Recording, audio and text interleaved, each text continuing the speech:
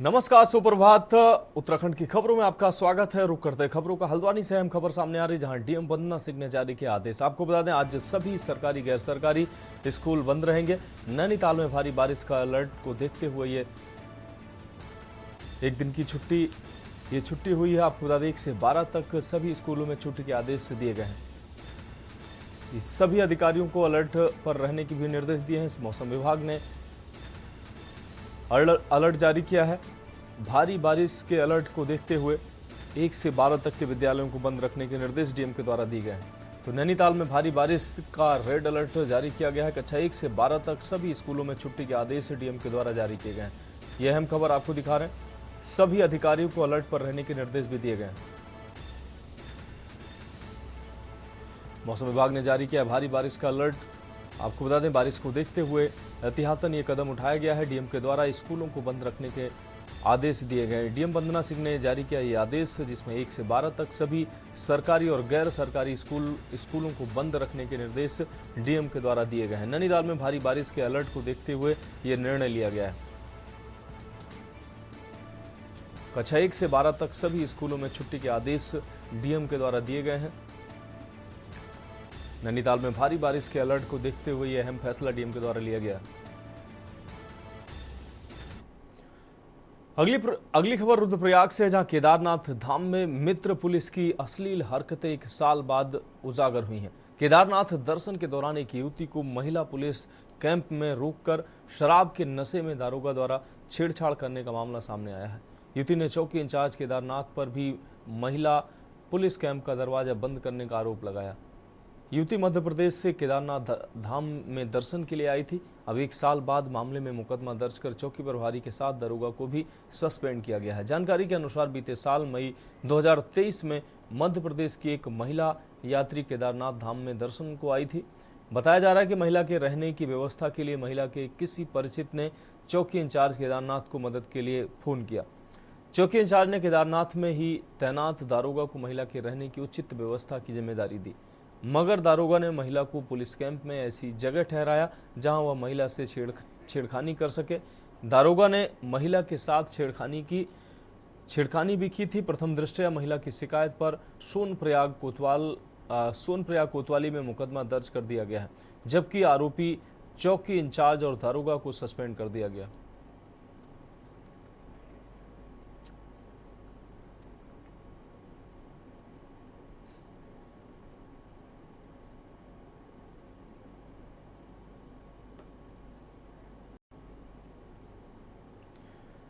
अगली खबर कोटद्वार से है, जहां देश भर में 1 जुलाई से 3 नए कानून लागू हो गए हैं। इसके साथ ही आईपीसी, सीआरपीसी और आईईए की धाराएं गुजरे जमाने की अब बात हो गई हैं। इनकी जगह अब भारतीय न्याय संहिता, भारतीय नागरिक संहिता, भारतीय नागरिक सुरक्षा संहिता और भारतीय साक्ष्य अधिनियम ने इनकी जगह ले ली है। नए कानूनों से एक आधुनिक न्याय प्रणाली स्थापित हो गई है, जिसमें 0 एफआईआर के तहत पुलिस में ऑनलाइन शिकायत दर्ज कर सकते हैं। इसका सबसे बड़ा फायदा यह है कि पीड़ित किसी भी थाने में अपनी रिपोर्ट दर्ज करवा सकता है और बाद में वह थाना इस एफआईआर को संबंधित थाने को 15 दिनों के भीतर इंस्पेक्टर या सीनियर इंस्पेक्टर स्तर का अधिकारी इसको ट्रांसफर करेगा।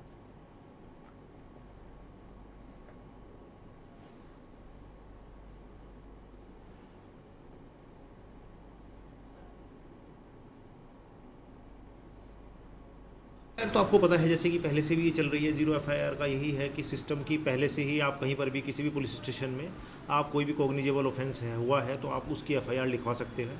तो उस स्टेशन एसएचओ की या एसओ की जिम्मेदारी होगी कि वो आपकी एफआईआर को दर्ज करे, और अगर वो 0 एफआईआर में दर्ज होती है तो उसमें सबको दर्ज वो एफआईआर करनी होगी, जो एक तरह से अब इंक्लूड कर लिया गया है उसे सेक्शंस में। अब बात अगली खबर की। प्रदेश में महिलाओं युवतियों पर दुष्कर्म के मामले को लेकर कांग्रेस प्रदेश महिला मोर्चा पुलिस मुख्यालय में पुलिस महानिदेशक को ज्ञापन देने पहुंची।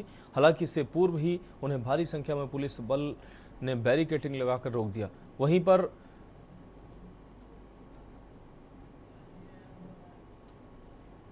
पर महिला मोर्चा की प्रदेश अध्यक्ष ज्योति रौतेला व अन्य महिलाएं सड़क पर धरने पर बैठ गई।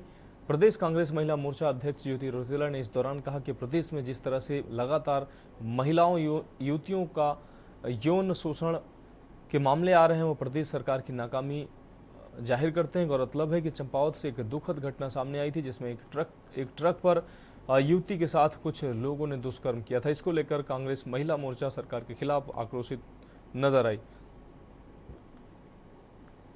कि हम लोग आज जो प्रदर्शन कर रहे हैं पुलिस मुख्यालय का, वो इसलिए कर रहे हैं कि लगातार उत्तराखंड में बलात्कार की घटनाएं बढ़ती जा रही हैं।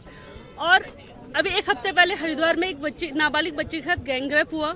उसके बाद कल चंपावत में जो हमारे माननीय मुख्यमंत्री जी की सीट है, वीआईपी सीट है, उसमें ये चौथी घटना है सामूहिक बलात्कार की।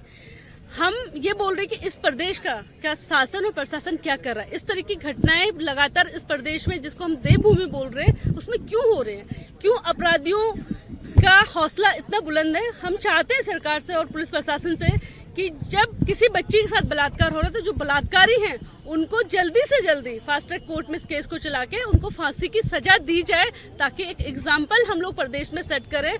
और वो बच्ची या जो पीड़िता है, जो भी महिलाएं हैं जिनके साथ ये घटनाएं घटे, उनको कम से कम ये तो लगे कि इस प्रदेश की सरकार, इस प्रदेश का प्रशासन, इस प्रदेश का शासन हमारे साथ है। हम लगातार ये मांग करें। हमने अभी हरिद्वार में एसएसपी ऑफिस का घेराव करा, आज हम लोग यहाँ पुलिस मुख्यालय में, और हम ये बोल रहे कि अपराधियों को आप अरेस्ट करने के साथ साथ जल्दी उन पे केस वो दायर करके उनको फांसी की सजा दीजिए। अब बात अगली खबर की। प्रदेश में महिलाओं युवतियों पर दुष्कर्म के मामलों को लेकर कांग्रेस प्रदेश महिला मोर्चा पुलिस मुख्यालय में पुलिस महानिदेशक को ज्ञापन देने पहुंची थी। हालांकि इससे पूर्व ही उन्हें भारी संख्या में पुलिस बल ने बैरिकेडिंग लगाकर रोक दिया। वहीं महिला मोर्चा की अध्यक्ष ज्योति रौतेला व अन्य महिलाएं सड़क पर ही बैठ गई। आपको बता दें, युवतियों पर यौन शोषण के मामले लगातार आने, इसके विरोध स्वरूप महिला मोर्चा के द्वारा ये किया गया। शहर के अब बढ़ते हैं अगली खबर की ओर। शहर के राजपुरा में वार्ड नंबर 12 की पार्षद राधा आर्य और सामाजिक कार्यकर्ता विनोद कुमार पिन्नू द्वारा शिल्पकार सेवा संस्थान में निःशुल्क स्वास्थ्य शिविर का आयोजन किया गया। इस शिविर में liver, kidney, cholesterol, blood sugar, blood pressure और हीमोग्लोबिन समेत कई प्रकार की जांचें की गई। शिविर में सुबह से शाम तक लोगों की काफी भीड़ देखने को मिली। वहीं स्वास्थ्य शिविर में महिलाओं को सैनिटरी पैड भी वितरित किए गए। निवर्तमान पार्षद राधा आर्य और सामाजिक कार्यकर्ता विनोद कुमार पिन्नू ने बताया कि बरसात के दौरान कई सारी बीमारियां होती हैं, जिसके चलते आज स्वास्थ्य शिविर लगाया गया, जिसमें निजी अस्पतालों में डॉक्टरों की टीम ने लोगों के स्वास्थ्य का परीक्षण किया, साथ ही परामर्श के साथ दवाइयां भी उपलब्ध कराई।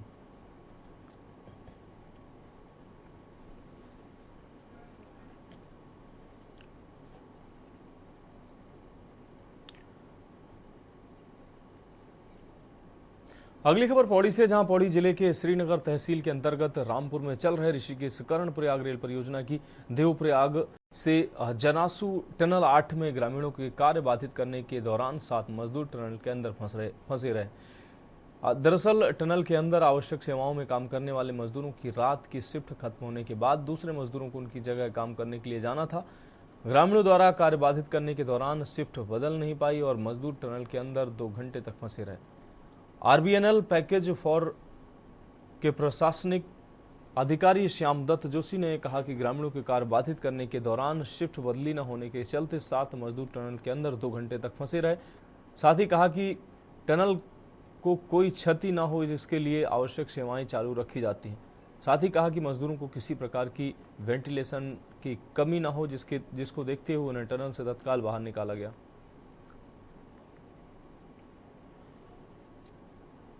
रामपुर है, तहसील श्रीनगर क्षेत्र अंतर्गत इसमें सूचना प्राप्त हुई और श्रीमान उपजिलाधिकारी महोदय के द्वारा मुझे आदेशित किया गया। मैं मौके पर आया।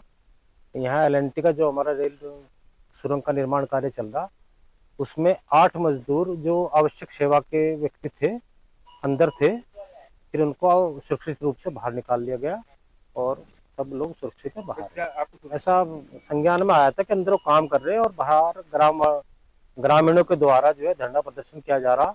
दिक्कत क्या हो रही है, हमारे सारे मकान फट गए।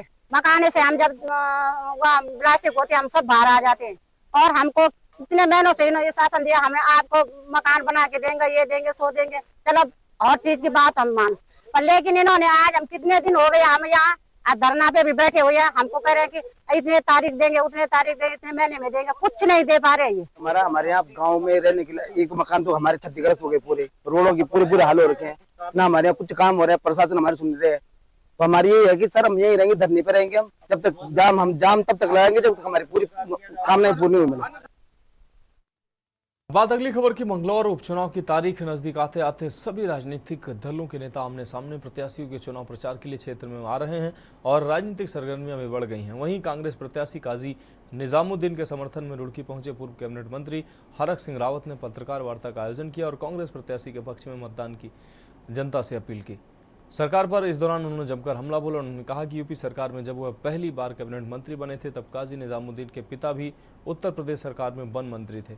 उन्होंने देखा कि काजी परिवार हमेशा से ही, साथ ही उन्होंने कहा कि काजी परिवार हमेशा से ही जनता की सेवा करता आया है। आज मंगलौर की जनता को समझना होगा कि उनकी सेवा काजी परिवार के अलावा कोई और नहीं कर सकता। भाजपा पर हमला बोलते हुए उन्होंने कहा कि भाजपा सरकार सत्ता का दुरुपयोग कर चुनाव प्रभावित कर रही है, जिसे किसी भी प्रकार किसी भी सूरत में प्रभावित होने नहीं दिया जाएगा। वहीं कांग्रेस ओबीसी विभाग के प्रदेश अध्यक्ष डॉक्टर गौरव चौधरी ने भी मंगलौर उपचुनाव में कांग्रेस की जीत का दावा किया। मंगलौर की जनता से अनुरोध करना चाहता हूं, ये भले ही उपचुनाव है, लेकिन ये उपचुनाव उत्तराखंड के लोकतंत्र को मजबूत करने का चुनाव है। ये चुनाव उत्तराखंड के नौजवानों के भविष्य को सुरक्षित रखने का चुनाव है। तो मैं मंगलौर की जनता से हाथ जोड़ के प्रार्थना करना चाहता हूं, आरजू करना चाहता हूं, गुजारिश करना चाहता हूं कि उनका एक वोट केवल उनके बच्चे के भविष्य को नहीं, केवल मंगलौर के बच्चों के भविष्य को नहीं, केवल हरिद्वार के बच्चों के भविष्य को नहीं, उत्तराखंड के बच्चों के, नौजवानों के भविष्य को सुरक्षित रखने का चुनाव। उनका एक वोट उत्तराखंड, क्योंकि उससे काजी के चुनाव जीतते ही कांग्रेस पार्टी बहुत जोर से लड़ रही है और निरंतर भाजपा धन बल का प्रयोग कर रही है। आप भाषण सुनते हैं भाजपा नेताओं के कि 11 बजे तक वोट गिर दीजिएगा, उसके बाद पता नहीं क्या होगा। ये जो हमारा वातावरण है मंगलौर, वो बहुत स्वार्थपूर्ण है। जिसको जहाँ वोट देनी है वो वहाँ वोट देनी है और किसी को भयभीत करने की, भयभीत कराने की जरूरत नहीं। यहाँ सब लोग समझदार हैं और निश्चित रूप से जिसका जहाँ मन है, अगर किसी को भाजपा का मन होगा भाजपा को वोट देगा, किसी का कांग्रेस की विचारधारा का होगा वो कांग्रेस को वोट देगा, कोई विकास को वोट देगा। तो और इस बीच उत्तराखंड के मसूरी से अहम खबर सामने आ रही है। आपको बता दें, कार खाई में गिरने से हादसा हुआ है। 3 कपल पिकनिक मनाने जा रहे थे, इस दौरान कार खाई में गिरी है और तीनों कपल बुरी तरह जख्मी हो गए। आपको बता दें, स्थानीय लोगों ने रेस्क्यू कर उन्हें बाहर निकाला है।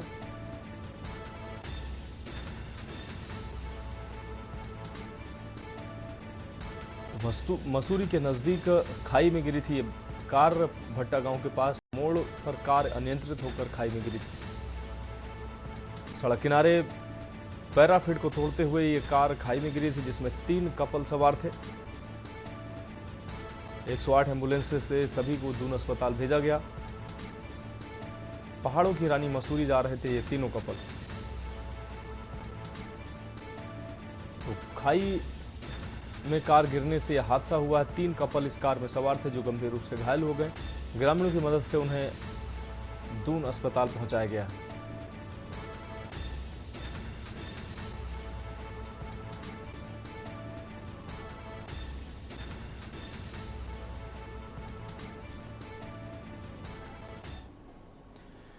अब बात अगली खबर के। उत्तर प्रदेश के हाथरस में हुए हादसे ने देश ही नहीं बल्कि दुनिया को हिलाकर रख दिया है। बाबा साकार हरि जो खुद को भगवान का रूप बताकर भोले भाले लोगों को बेवकूफ बनाता था, अपने सत्संग में भक्तों की मौत पर न सिर्फ मौन रहा बल्कि फरार भी हो चुका है। जहां एक और लोग प्रशासन की लापरवाही पर सवाल खड़े कर रहे हैं, वहीं कुछ लोग इस मौत के तांडव का पूरा जिम्मेदार बाबा साकार हरि उर्फ सूरजपाल को बता रहे हैं। इसको लेकर देहरादून से हमारे संवाददाता शुभम कोटनाला ने आमजन की राय जानी।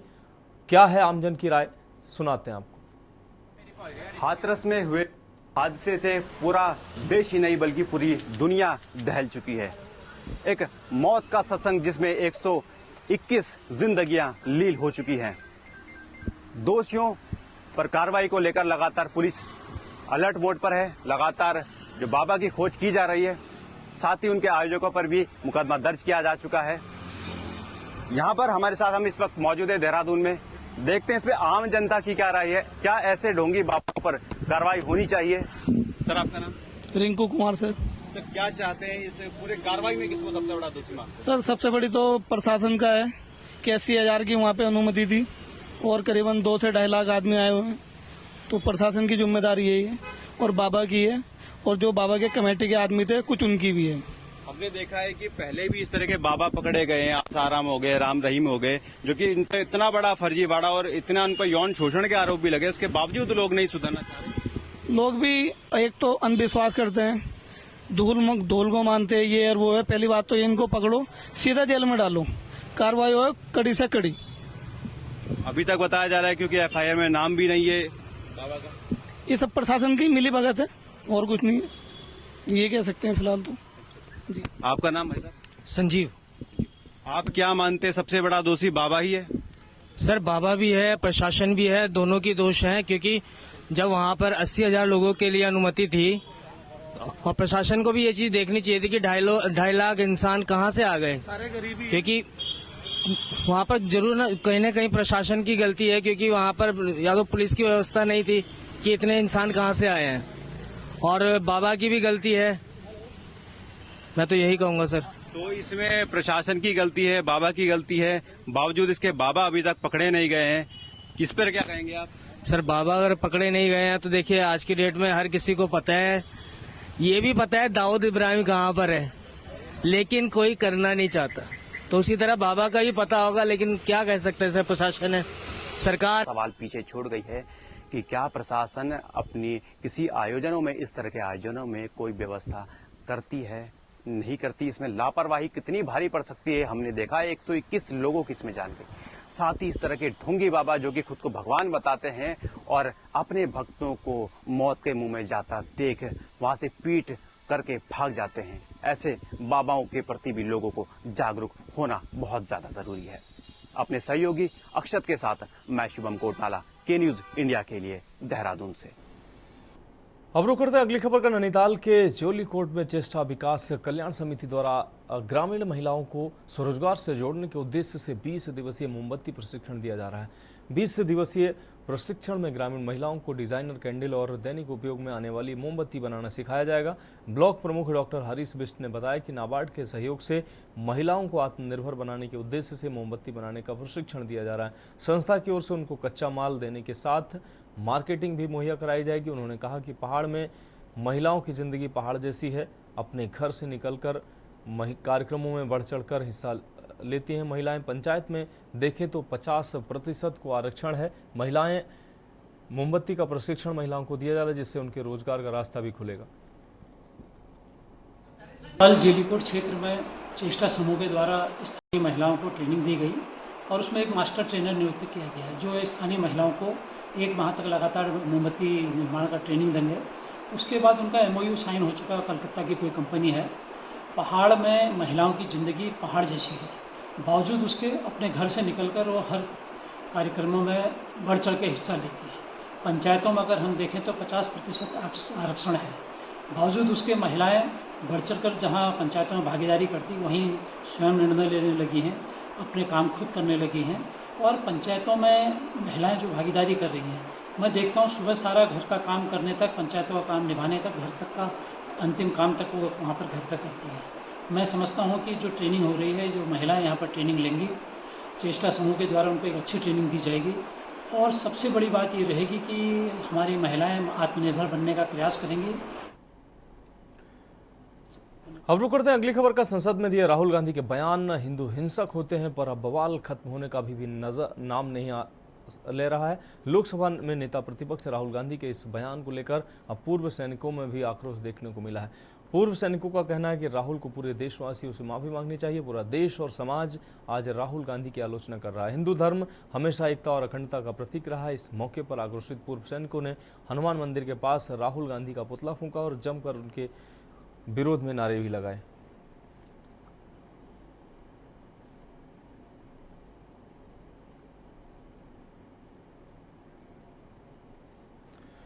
अब बात अगली खबर की। रुड़की के सिविल लाइन से स्थित एक होटल में आपको बता दें प्रेस कॉन्फ्रेंस का आयोजन किया गया, जिसमें राजस्थान कांग्रेस के पूर्व अध्यक्ष और सांसद कुलदीप इंदौरा ने कहा कि मंगलौर उपचुनाव में कांग्रेस प्रत्याशी काजी निजामुद्दीन जनता की आवाज मजबूती के साथ सदन में उठाने का कार्य करते आए हैं। उन्होंने कहा कि भाजपा प्रदेश में लंबे समय से शासन कर रही है, लेकिन विकास कहीं भी नजर नहीं आता है। उन्होंने कहा कि भाजपा धनबल का दुरुपयोग कर रही है। इसके साथ ही निर्वाचन आयोग को प्रभावित करने का भी प्रयास किया जा रहा है। साथ ही उन्होंने कहा कि कांग्रेस निर्वाचन आयोग से मांग करता है कि निष्पक्ष चुनाव करवाए जाएं।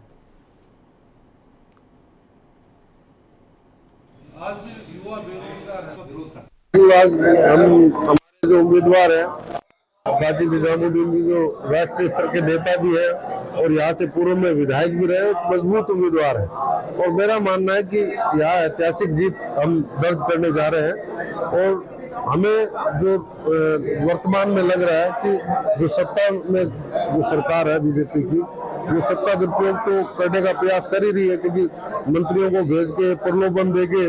मंगलौर विधानसभा क्षेत्र की जनता को यहाँ पर निवेदन करने आया हूँ कि लोकतंत्र की रक्षा के लिए, संविधान की रक्षा के लिए, मंगलौर विधानसभा क्षेत्र के विकास के लिए, मंगलौर विधानसभा क्षेत्र के और उसी क्षेत्र तक ही सीमित न होकर पूरे हरिद्वार की आवाज को विधानसभा में बुलंद करने के लिए, मजबूत करने के लिए, पहले से वो आवाज, हरिद्वार की आवाज विधानसभा में मजबूत है। कि गंगनहर कोतवाली क्षेत्र के रसूलपुर गांव में मामूली विवाद के बाद हुए झगड़े में दोनों पक्षों की ओर से पुलिस ने मुकदमा दर्ज किया है। एक पक्ष के प्रेस वार्ता करने के बाद अब दूसरे पक्ष ने भी रुड़की में आकर प्रेस कॉन्फ्रेंस कर विपक्षियों पर गंभीर आरोप लगाए हैं। रसूलपुर निवासी तालिब ने बताया कि गांव में क्रिकेट खेलने को लेकर विवाद हुआ था। विपक्षियों ने उनके बच्चों के साथ मारपीट कर अपहरण कर लिया। जब वो बच्चों को छुड़ाने गए तो उनके साथ भी मारपीट हुई, जिसकी सूचना उन्होंने पुलिस को दी। पुलिस ने मौके पर बच्चों को छुड़वाया, जिसकी तहरीर भी पुलिस को दी गई है। वहीं आरोप है कि विपक्षियों ने खुद चोट मारकर झूठा मुकदमा दर्ज करा दिया है। प्रेस कॉन्फ्रेंस में बलेलपुर गांव निवासी सनवर ने आरोप लगाए।